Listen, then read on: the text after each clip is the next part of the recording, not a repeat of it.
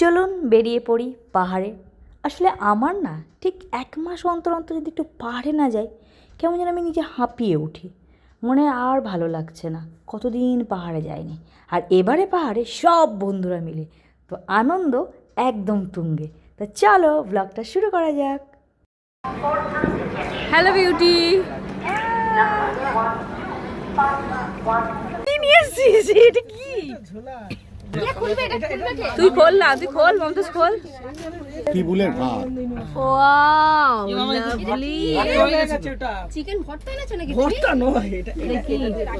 এটা এই যে চাটনিটা দেখে ওয়াও, কি বলছে? এই আমাদের বলছে বৌদিকে আনিস নি কেন? নাম জানে কি বানিয়েছিস দীপঙ্কর? এটা খেয়ে দেখ না, খেয়ে দেখ না। নাম না জানা দীপঙ্করের ভুলভাল টিফিন বলবি ওটা? হ্যাঁ, ভুলভাল। এ হাত দেবো? আরে দে না। দে না হাতে স্যানিটাইজ কর। হাত ধুয়ে এসেছি আমি।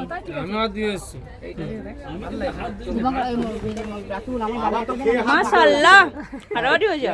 আমাদের এবারের গন্তব্য সিকিমের টেমি। আর আমাদের এই যাত্রাপালার শুরুতে সবাইকে দায়িত্ব দেওয়া ছিল খাবার বানানোর জন্য। তো আমাদের প্রফেসর শঙ্কু মানে দীপঙ্কর বানিয়েছে চিকেন তন্দুরি, বাট দেখতে হয়েছে ভর্তা। তো খেতে মোটামুটি টেস্ট হয়েছিল। তো আমরা রওনা দিয়েছি কলকাতা স্টেশন থেকে। তো চলো আর তোমরা দেখতে থাকো আমরা কি কি খাবার এনেছি। কটা বাজে? কত ভালো বলো। বিশ্ব বড়টা খাবি না? পুরো হলো আমাদের বন ভোজন, না সরি ট্রেন ভোজন। হ্যাঁ, বাবা জোয়ান আছে, প্যারাসিটামল আছে। ও দাদা আর কি আছে আপনার কাছে? আমলকি আছে, কত করে? ডাবর গম।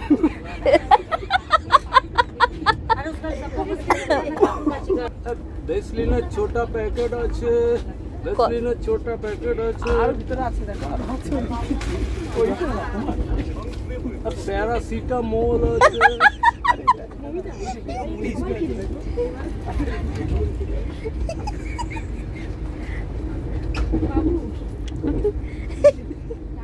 রাখি বলেন আমার সাথে ওষুধ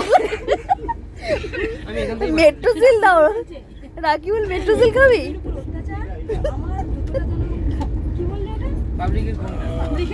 তোর কোন জুতো রে? তো জুতো পরে সবাই বাথরুমে কি টয়লেট লাগিয়ে আসছে?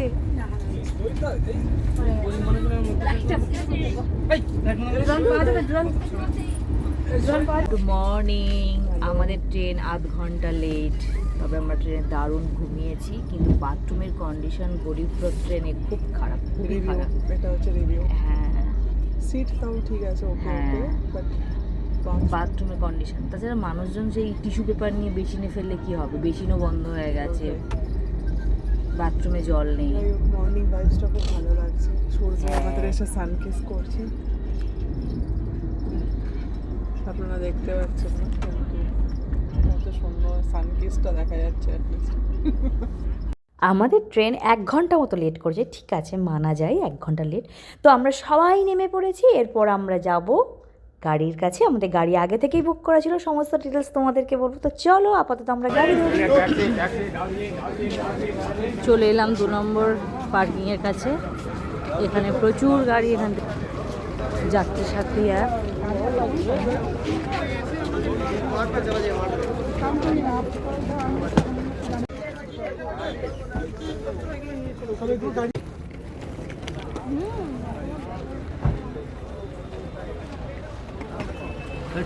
সুমি দিয়েছিস ব্যাগ? না দিয়ে দে।